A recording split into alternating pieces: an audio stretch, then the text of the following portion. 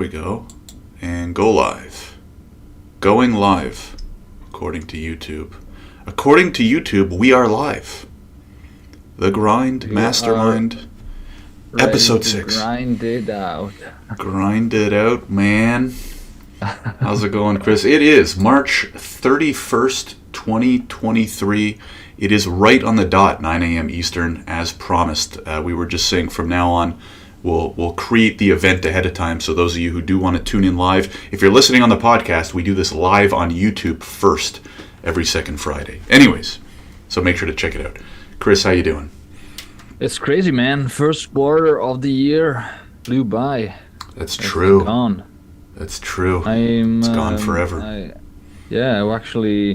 I'm in the process. Probably I'll spend some time on the weekend doing a quarterly review for the business. So seeing what happened, all the stuff that I've done, all the stuff that I've learned, setting new objectives, maybe change trajectory if I need to. So it's going to be good. But yeah, went by pretty fast. That's great. Yeah, no, it's absolutely flown by. So I guess that's a good thing, right? If it was going really slow, that might be a bad sign. So anyways, Yeah, been super busy. should we jump right into the action? Yeah, I can start. So my goals were to test the Facebook ads, right? 7 days. For your goals, Yeah. I had finish Facebook ads and run the first test for 7 days, and Yeah. excited about ChatGPT 4. I don't know why we put that in. That's not a goal. That's just an emotion. Yeah. I used it so I can report on that as well. But starting Okay. with the ads. So yeah, I created the ad. I created a couple of variants for all the creatives. So for the images, I created one video with two different backgrounds. So I let the ad run for 1 week, and I was able to see, okay, which ones they have this thing called dynamic creatives now. So it's not actually A/B testing. It's basically they put out all the different creatives that you have, and They basically scale up. optimize the Yeah. exactly. So it's kind of like A/B multivariate testing that you can run. So I was able to see which ones were performing better. Uh, the video obviously was pretty clear. It was probably the most eye-catching one, and I also had two different descriptions, a couple of different headlines, calls to action. So I narrowed down to the ones that work better. The only thing I got basically 360 in 1 week, 360 clicks on the link, and no sign-ups on the page whatsoever. But I Right. think the main problem is I set up the ad kind of the wrong way, and I got some feedback lately on it. So I set up the ad for traffic, because even though my goal was to test sales, basically my idea was, okay, I basically just need to get traffic on the thank you page, basically, which people get to by inputting their email address, because I'm just testing the ebook. The ebook is not ready yet. So I set up the ad as with a goal of traffic, and apparently Facebook optimizes the kinds of the kind of traffic that you get based on the goal, right? Right. So basically, what I needed to do was to set it either as sales or leads, Right. which in theory should give me more click on the page, more actions and events on the page, which I just changed today because the ad took 2 days to be reapproved again. So right now I created a copy of the ad with the new goal, so leads as a goal.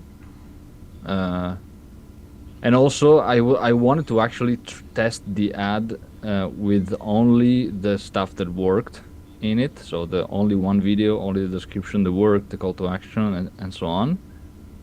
So I let it run. The problem is I forgot that I set $100 maximum Budget? spend limit. Yeah. Yeah, so the ad was stuck there, and I couldn't understand why. And then I realized, oh damn, there was this limit. So yeah, I wasn't able to test the ad with just the optimized creatives.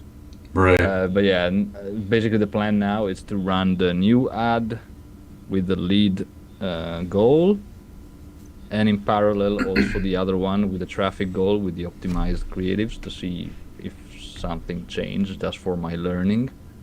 Right. And see how it goes. I also, the other thing that I've done was, in case the landing page wasn't resonating as much, I created a variant of the above the fold of the landing page, shorter, with a different headline, different angle, and I'm running an A/B test on that page.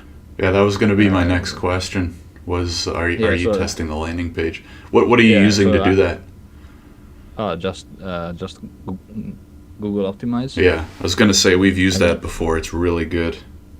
yeah, super easy and it connects with analytics.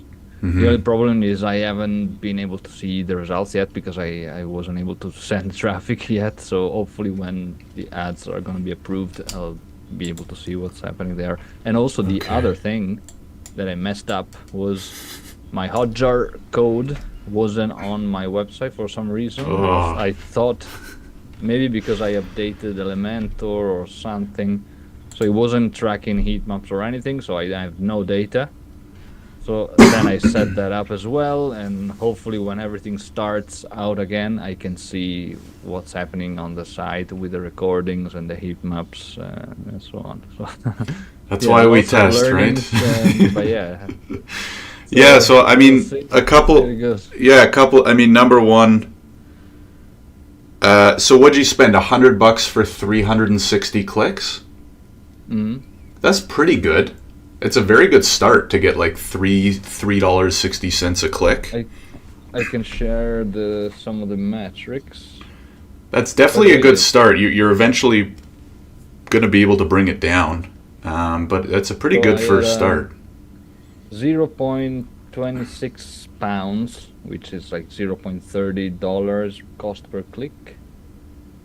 Reach 8,000. Wouldn't it be impressions, 10,000. Wouldn't it be $3.50 a click? If you spend $100 for 360 clicks, wouldn't that be $3.60 a click? I don't know. How they calculated. 0.26 pounds cost per link clicks. Okay. Or maybe because I removed all the other variants from this ad. I don't know. Yeah. Amount spent £93. So okay. 360. It's a good start. I mean, the other thing is, if after you run this next test for a few days, you're still not getting signups, then you kind of know the problems with the landing page and not the ads, right? I mean, that's the great thing about running ads, right? You have data at every step, so it's very easy to diagnose what's going wrong. So, And I probably also know that the problem is not the offer, because if people click on the ad is basically like the copy of the ad is made up of copy from the landing page, so the offer is the same, right? So the problem is just how the landing page is structured. Right, or how you're presenting the offer. Maybe They might like the one sentence offer, but maybe just the way you're presenting it and explaining it is not ideal. Okay, so goals for the next 2 weeks. So is one of them to what? You've revised Facebook ads. Test the new ad variant. Test new and ad variant. And landing page, because we're A/B testing that. Okay. Yeah. So that's good. But the landing page you're still selling, right? It's like a $5 ebook? Ideally, yeah. I'm selling the idea of the ebook, but then when people enter their email, they realize the ebook is not ready yet, and I'm adding them to a wait list, but I'm basically selling them. You know what I think you have a free ebook, right, for email subscribers? You should test ads at that, man. I want this on record, all right? You should test running ads at your free ebook to get email subscribers. That's what I think you should do. That was actually like my next step, once I understood how these freaking Facebook ads work and I don't make mistakes, then I could use them for the newsletter as well. Okay, So so yeah, that'll be it in the might be the in the next, in the it might be the midterm. next step. Yeah. Yeah, because if you learn how to get clicks, might as well try it for the newsletter too. So what would you say is like the one or two things that you've learned now that you went from like total Facebook ad noob to having ran it for a week or two? How did it go, or like one or two tips you would give to somebody who's thinking about trying ads? Yeah, so yeah, definitely first try as many variants and creatives as possible, both for the images, for the copy, and and then I mean I wanted the first to like find a course, study, like look at blogs. Basically, what I've done was just look at a 20-minute YouTube video where you can find everything that you need. So to get started, just look for free information. That's everything online that you need to get started, and Facebook makes it so easy. Um, yeah, and then in general, I would just say start with a low daily budget, and yeah, and see how it goes from there. Cool. There's nothing much like more complex actually. So yeah, you need to kind of understand how to align the ad with the destination where people land. So that's Right. something not super clear at first. Yeah, I mean, But you're probably a step up too because you're so good with copy and landing pages and stuff. So, mm. but yeah, no, makes sense.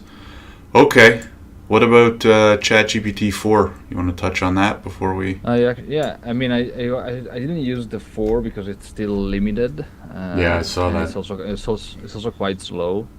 Hmm. But I've used the 3.5 version for a lot of my client projects reporting. So basically, and some of the writing for ideas, alternatives, but mostly it's great for analyzing lots of data. So what I've been doing is feeding it anything from competitors' data, copy from competitors' websites, interview summaries from with my clients' team or with customers. So they basically it absorbs all this knowledge, and then you can ask it tons of things. And Right. if you have a clear process, obviously I have my own process, my methodology. You can basically ask it to summarize all the themes, all the yeah, it kind of extracts meaning from a shit ton of information, and that's what it typically took me a lot of time because Yeah. you have to look at a lot of information, make sense of it, and basically replace that phase of the projects for me. So it's been pretty good, Yeah, and I'm it's getting gonna better and change better. everything. I watched a video this week on Microsoft and how they're just building it into their whole suite, right? So you're gonna get on Hmm. like a Microsoft Teams call, and then the call ends, and it's all gonna Yeah, be yeah. transcribed and summarized automatically, and then you can ask it to write reports and Did you schedule see next meetings. did you see the Google integration as well? No, The Google Workspace integration. Oh my God, that's gonna be huge. They're yeah. basically integrating it with Google Docs, Oh wow. spreadsheets, so you can basically But ask is it that to through summarize ChatGPT stuff. or is that um, I don't know. No, no, because no. I think it's it's the their Google own version, right? AI.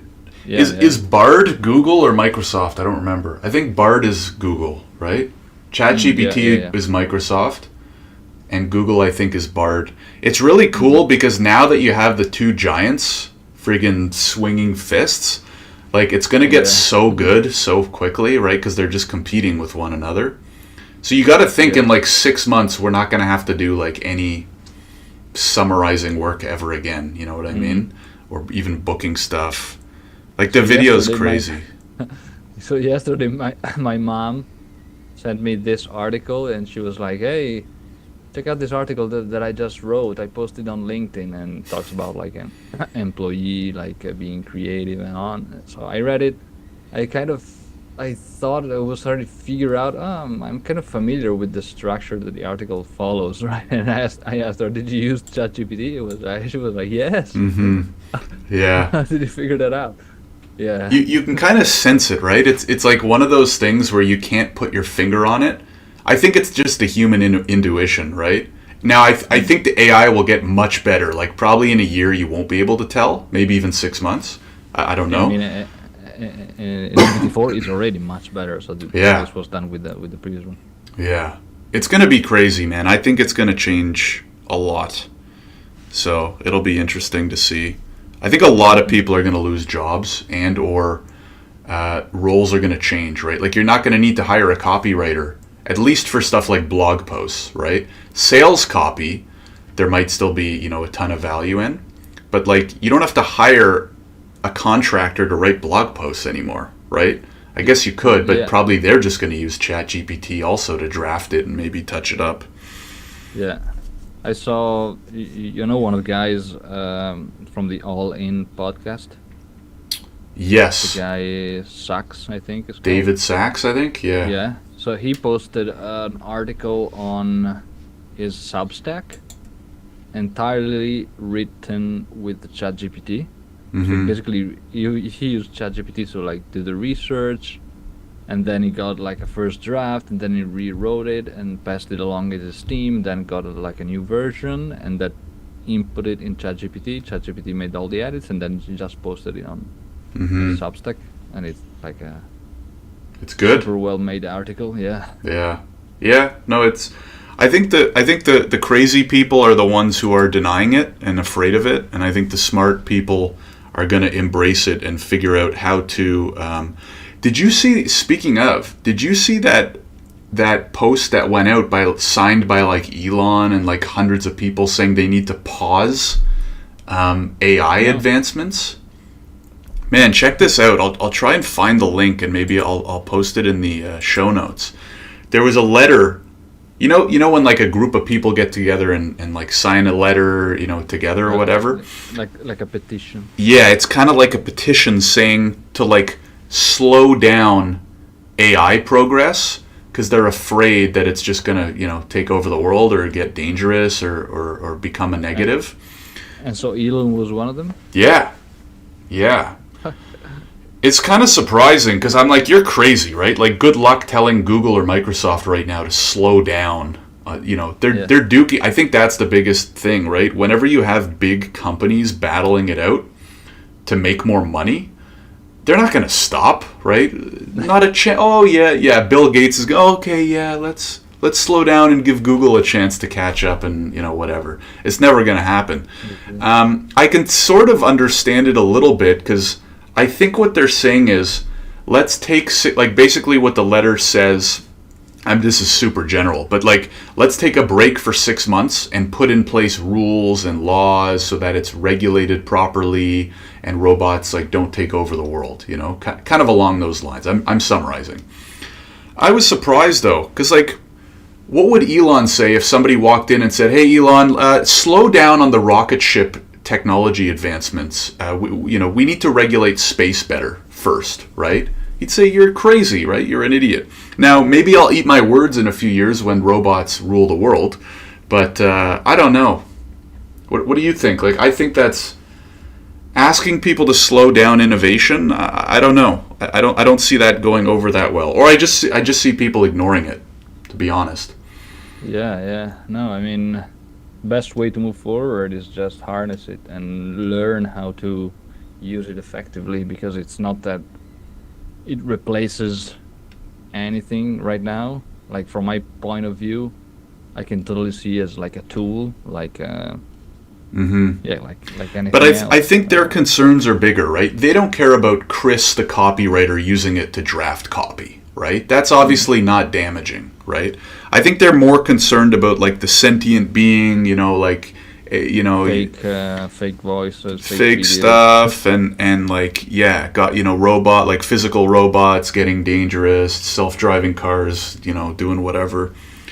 So I don't know. There's probably some semblance of reasonability to what they're saying, But I don't see it actually happening in practice. There's too much money on the line for these big corporations. There's no way they're going to stop innovating. So anyways, anything else, Chris, on your end? So we have revise Facebook ads and test new ad variants and landing pages.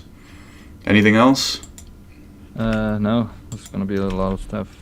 Because you're busy with client work as well, right? Yeah, working with 4 clients now, so pretty packed. Oh, wow. Great. Okay, let's switch on over to yours truly. So first one, continue cold call outreach 30 plus per day.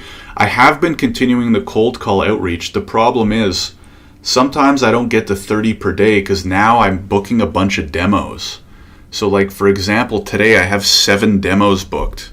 I just don't have time to do that much cold outreach, right? Like I could probably get 10 to 20 in. So the good thing is the process is working. The problem is once it starts working well, you don't have as much time to do more cold outreach, right? It's like, in a way, shooting yourself in the foot. So I'm going to revise this number to like 15 per day. I'm just going to say 15 plus. On some days that are quieter, I should be able to do 30, 40, 50. But like, man, some days this week I've had 6, 7, 8, 10 demos. Now, what I'll say is some of them are not from the cold outreach. Some of them are from like, I find the interesting thing is like, if you can just get the right people talking about your product, then like the word's spreading a little bit naturally now, right? So I'll give you an example. Like we're selling to a couple different groups of people, but one of them are what are called immigration consultants. And this one immigration consultant found our product and really liked it and shared it in a WhatsApp group of 150 other consultants. And we had like 8 demos booked overnight just through our website, right? No outreach. Wow. And they've continued to stream in over the last week. So I think what I'm trying to say there is like the snowball rolls really slow at the beginning, right? You launch a new tech product or whatever, you start cold calling from scratch, you have no progress because it's a new product. And it's like slow and you know, it's hard to get those first few demos and so you feel down about it. But once you get the snowball rolling, a couple people look interested, maybe, you know, you like I'm trying to post more about it on LinkedIn. All you need is like a couple of the right people to see it and share it in a few groups, and it really helps get the needle moving. So anyways, yeah, I'm going to reduce cold call outreach to 15 plus per day just because some days I have so many demos I don't have time. I'm also going to add in, so we're trying to hire a salesperson to help do more outreach, right, and get more sales. So I'm going to say hire first salesperson for Visto. And then the SG stuff I didn't get to because I've just been like, we're slowly starting to get some traction with our new tech product, which is like super exciting, right? Because that's my only priority right now is getting a ton of traction on our new immigration software. So I haven't had time, so the other things that I need to do for SG that we talked about 2 weeks ago are improve the join page and then pick the first growth strategy. So I did pick the first growth strategy, I just haven't implemented it yet.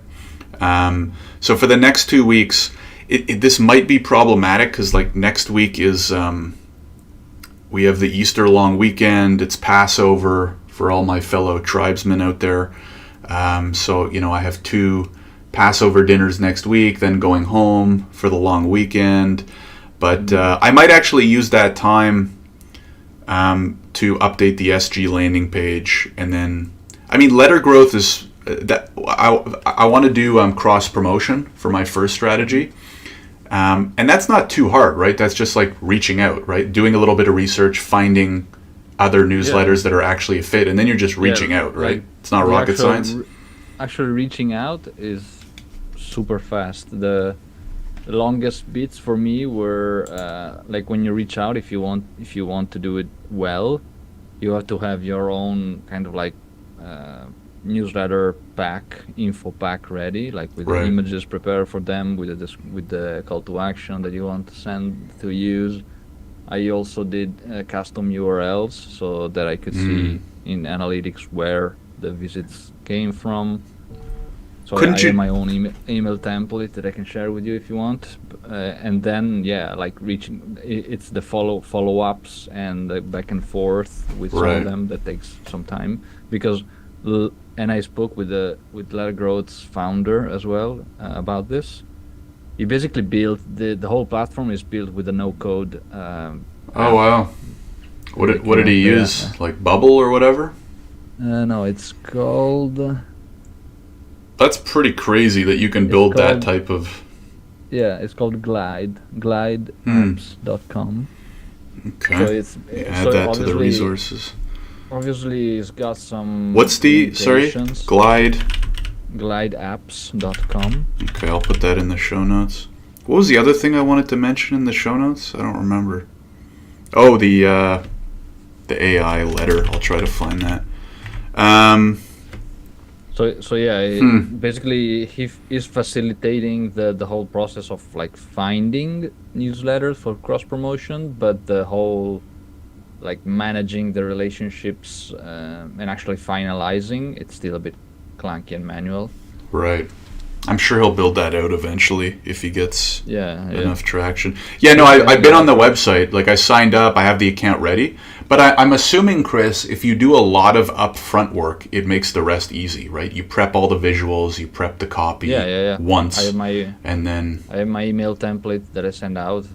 It's right. mostly just creating the links.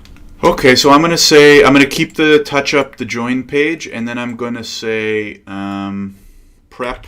There's also another resource if you want to check it out, which I just tested today for the newsletter. You remember Swapstack, right? Yep, For the sponsorships. yep. So they just launched their cost per click feature. Mm, So you can basically go there and create a campaign with you just add your image, your text, your call to action, and then find publishers who run cost per CPC campaigns basically, and then you just pay for the clicks that people hmm. give you, So and you it's can set it's like Google your Ads, but minimum budget in the middle of exactly for newsletters. Yeah. publisher, and it's pretty easy because you don't have to Jeez, do anything. You just like look for partners, and they, if they want to do it, they write you back, and it starts. And you can that's select, I want brilliant. to run the campaign. This is the maximum that I want to spend. Right. I'm gonna Yeah, so start with letter growth because I don't sell mm, anything on SG, and if I can get some free growth first, I'm gonna try yeah, of that. course. But yeah, that sounds like a good. You should also too, after a couple weeks, once you see how much these clicks are costing you on Facebook, Mm. do the swap stack and compare. Right? I speaking of newsletter promotions, I was at an event last night for tech companies, and I was talking to a guy who helps companies do like equity crowdfunding. So Mm. kind of like oh, what's that company called? What's the like community fundraising thing? Kickstarter. It's kind of like Kickstarter, but for startups, right? Ah, And so he was saying that newsletter promotions have become really popular for companies trying to raise money. So, for example, I'm a tech company, I'm trying to raise money. I'll actually spend money promoting my fundraise on like business newsletters, right? Finance ah, newsletters, stuff like that. And yeah, yeah, and yeah. and I noticed it because I subscribe to Morning Brew. And do you read Morning Brew or something like it, like a daily news? I used to, not anymore, but yeah. So a whole bunch of, I've only noticed this in the last like month or two.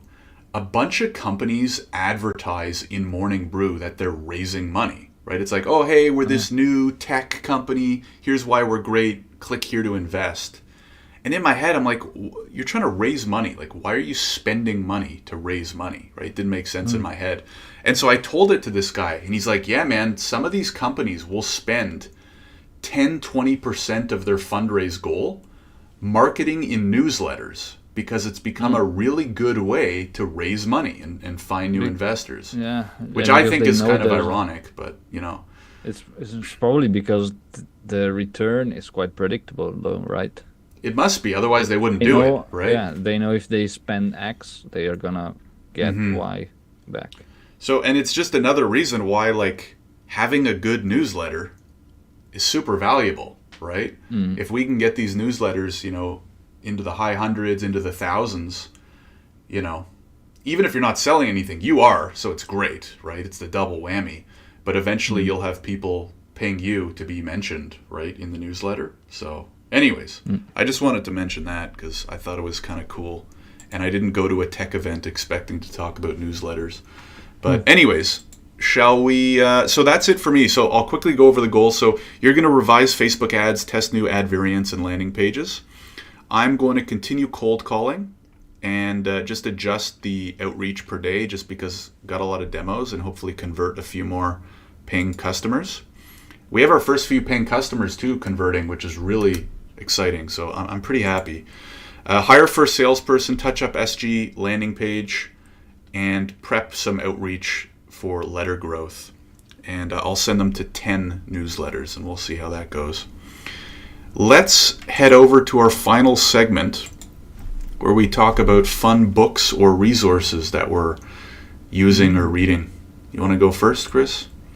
Yeah, this week I finished Principles by Ray Dalio, which was really good, in my opinion. Man, I have... Super clear thinker.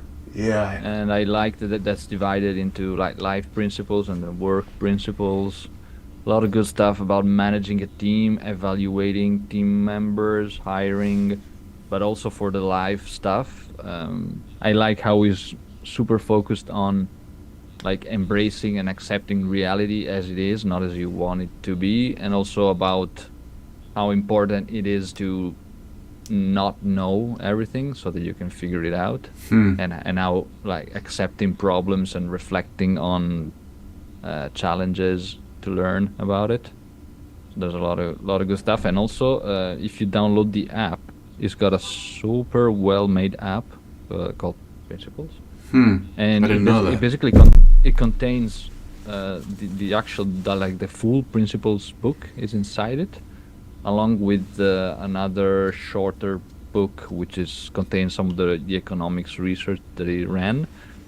But it also has a really cool personality test, their own personality test methodology, and a shit ton of other stuff. Like there's a coach feature where you basically ask, I don't know, something like, I'm stressed, and he brings up all the principles that relate to that thing that you wrote. Yeah. That's so cool.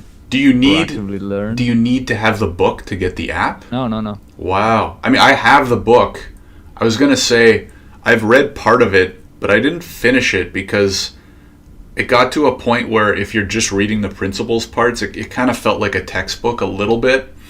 Like I loved reading about his story and stuff like that, but I was probably just impatient at the time. Like if I picked it up, I plan to reread it. I reread most business books, but that's cool. I didn't know about the app, so it's really I'd have cool. to check that out. Yeah, I also I bought like the physical version of that, and also of the other one, which is called Navigating the New World Order or something. I'm pretty excited to read that because I don't know anything about that stuff, like economics, how countries work, how world economies. I didn't buy that book, but there's a video too on YouTube, by the way. Yeah, like a 30-minute video. Yeah. And I also had like the latest one that I bought as well. It's basically a journal to come up with your own principles. So you have the physical journal, and it basically instructs you with some exercises on creating your own principles. Principles. Sorry, I'm just writing this. Okay. Very cool. And next, now on the list, I'm listening to. And by the way, like I finished listening to it at the gym, basically, and taking notes. So lately, I've been finishing books mostly that way. It's super fast. I have my 2 hours in the morning at the gym. Get lots of listening and reading done, and now I'm into. But how do you take notes if you're working out? In between sets, whenever I hear something interesting, it's actually probably better because on the Kindle I tend to highlight a lot of stuff, too much stuff. When I'm at the gym, you're kind of limited, and also like I basically write the first couple of words that I hear, as long as they are the exact words, and then I go back into the Kindle book or iBooks Right. and look for those words so that I can highlight that passage. Smart. Very smart. Okay, and what'd you say is next?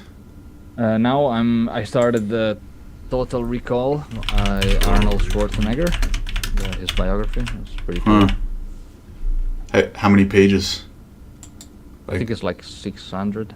No, but like you've started? Like how far in are you? Oh yeah. I'm listening 1 hour, a couple of hours probably, and I feel like that's good. It's like 20 hours. I'm gonna have to get that. No, I'm sure it's a good read. Arnold's great. Yeah. He's great. I'll probably have to get it. Okay, cool. I'm still on. I'm almost done Amazon Unbound. So I finished the Everything Store like a week or two. I don't remember if on the last For the episode. second time. Yeah, I read most of the books at least. The good books I read 3 to 4 times because I find every year or two I forget half the book, right? So like the good books, like the Shoe Dog, I've probably read 3 times. Like I'll read it every year and a half type thing. Everything Store, very good. Amazon Unbound, I'm almost finished. I think it's really good. But when do you find time for reading? I read before bed, so that's what I was going to say. Like, my reading habits are very different from yours, right? So you probably crush through more books because you're listening for, like an hour and a half every morning? Mm. And do you even, like, you can probably listen at, like, 1.5 as well or whatever, right? 1.2. 1.2, yeah. Yeah, when I listen to podcasts, I listen at 1.3. But I read probably anywhere from 20 to 40 minutes per night. So I read before bed. That's my way of like unplugging and reading, which I'm genuinely interested in. And, keep putting the screens away, right? Put your phone away, shut down your computer, and it kind of relaxes me and helps me. Yeah. Like I sleep like a baby because... And because you have the physical books, right? Yeah, I prefer physical, man. I don't know. I feel like I don't consume it the same if I'm listening. I love listening to podcasts. If I'm like cooking or going on a walk or whatever, I'll put in a podcast. But I find with a book, especially if I was doing something like working out, I wouldn't be able to consume and retain the information as well. That's just me. I know a lot of people love it. And if it works for you, it works for you.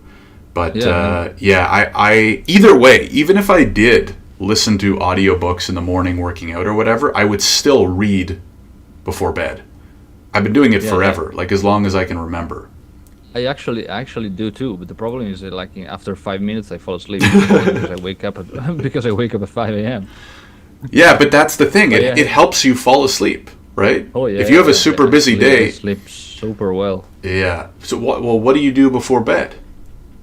Like what's the last 60 minutes of your day look like? 60 minutes is probably just watching a TV show. Like up until like 9:30. 9:30 I'm in bed. By 10 I'm already falling asleep. But what are you doing for that half hour? Or do we want to know? Or I typically just read in bed. Okay, so you are reading. Okay. Physical or listening? It depends on where I have the book. It can be either physical on my iPad. No. Right. Listening is just in the morning, yeah. Right, okay. But so that makes sense. Even with the iPad, even if it's a screen, 5 minutes sleeping. Yeah. It's crazy. So that's good. I mean, if it gets you to bed, that's good, right? Some people would say, hey, it's not ideal to actually be looking at a screen right before bed. But So yesterday, for example, I was watching this live workshop, like quarterly review, with the coaching company that I use for the quarterly review, and it finished at 10 p.m. So that's usually when I'm already basically in bed. So I was kind of awake because I was still like thinking about business stuff. Mm-hmm. So I just sat in bed, forced myself to read, and like in 10 minutes I was already like my eyes. Yeah. It's a great way to fall asleep. It's a great way. I highly anybody out there who's struggling to fall asleep at night, get a physical book and read it in bed. And after 5, 10, 20 minutes. I would have a caveat: physical book and physical exercise. Yeah. When you have the combo, you're guaranteed to sleep well. Yeah, you work out during the day and sleep or read at night. Absolutely. All right, man. Another episode in the books. Let me write. Oh, hold on. So Amazon Unbound. I'll put these notes in the show notes. Thank you, everybody, for tuning in. If you're listening or watching after the fact, we do this live on YouTube every Friday morning EST, Friday 9 a.m. Eastern. And or if you don't want to watch live, just keep listening. Whatever. Fine by us. Make sure to like, subscribe, all that fun stuff really helps us out by growing the channel, getting more. If you like this, some other people might like it too. So wherever you're watching, listening, whatever, if you could throw us a like, subscribe, all that good stuff, we appreciate it. Chris, any last words before we head out? Let's grind it out, man. Let's grind it out, man. Last words. Thanks, everybody, for tuning in, and we will see you in the next episode. Have a good one. Cheers. All